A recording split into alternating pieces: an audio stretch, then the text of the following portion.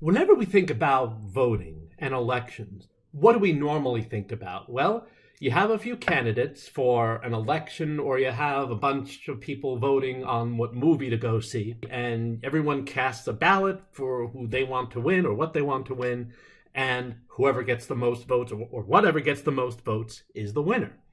And that's what we normally think about when we think about voting.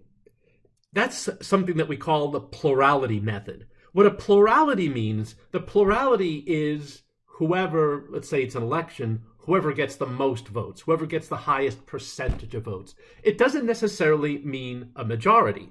Plurality just means the highest total. Most elections we see in the United States, presidential elections are something different. That goes with an electoral system, but generally we think of popular votes, plurality method, most votes wins. But I'm going to show in this series of lessons that it's not necessarily always the best case. Now, there are several different methods of voting. Actually, there's a lot more. I'm going to talk about 3 of them in this series of lessons. And again, there are a few others that I just cut out in terms of time. We could probably do a whole course on this. And there really is no one method that's always the best. So I'm not going to try to convince you that one method is better than the other.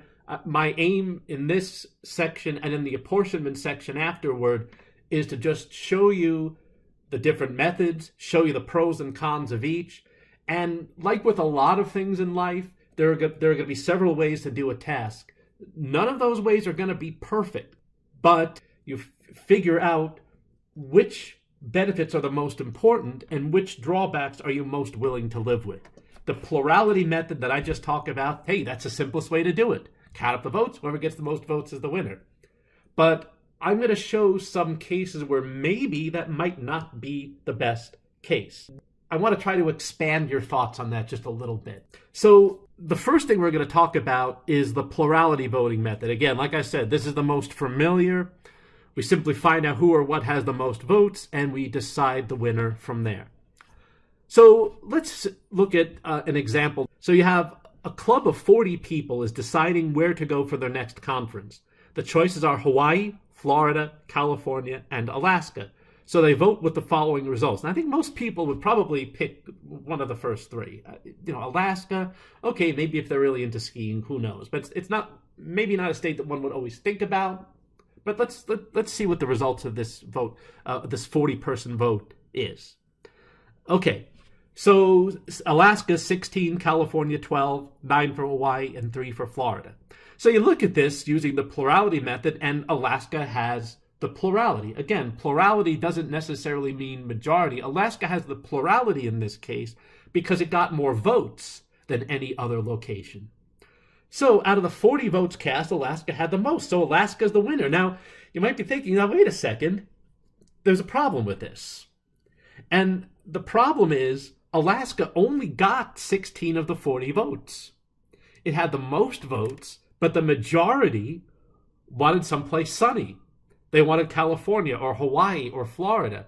Now, they were split on those. So basically, 16 of them chose Alaska, 24 of them chose a sunny location, but the people who vote for those 3 states couldn't agree on which one. So this can be a problem sometimes. For example, and this is a case where political parties develop. I mean, you might have in some cases, we kind of expand this example out a little bit, you might have the following situation. The people who vote for California, Hawaii, and Florida might say, no, this isn't acceptable. So they're going to get together and they're going to set up a sunny party. And maybe they'll have a convention and they'll nominate California as their sunny destination. So maybe that vote might end up being 24-16 California over Alaska. Possibly there might be some people in that group who really don't like California. They'll cross party lines and vote for Alaska. So 60% of the club voted for somewhere else. The winner of that vote, only 40%, only 16 out of the 40 of them chose that destination. So we can see why that could lead to some problems. Again, I'm not going to try to convince you in this lesson that one method is better than the other. My goal here is to simply point out the pros and cons of each, and then, of course, you decide for your situation. So plurality, it's the simplest, not always necessarily the best. Now, in some cases, there are some jurisdictions, a winner is required to get a majority. So you can't win unless you get 50% of the votes. We see this in some primary elections in the United States.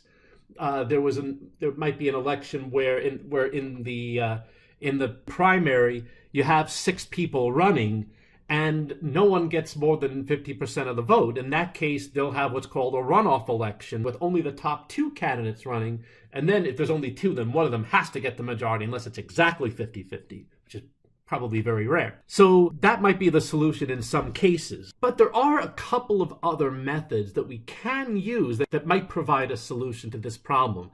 And in the next couple of videos, I'm going to talk about the board account method and the plurality with elimination method. That they're more complicated, they involve more work, they involve more setup, they involve a more advanced ballot. But we'll see that there's not always one exact way to complete a task, in this case, an election. And again, I'm not going to say any method is superior, it's a matter of weighing the pros and cons and what are you willing to live with and what are the most important benefits, what are the drawbacks that you want to avoid the most. And so in the next video, I'm going to talk about the board account method. Thanks for watching. I'll see you then.